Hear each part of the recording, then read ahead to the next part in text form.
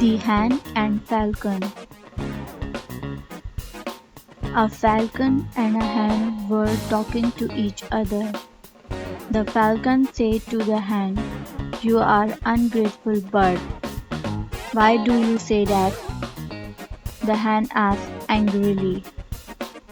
The falcon replied, "Your masters feed you, but you fly from one corner to another. If they come to catch you, you are ungrateful. I am a wild bird, yet I always please those who are kind to me." The hen asked quietly, "I have seen hundreds of hens being roasted. If you were in my place, you would never go near your masters. While I only fly from corner to corner, you would fly from hill to hill." Moral of the story is, do not judge without understanding the whole story.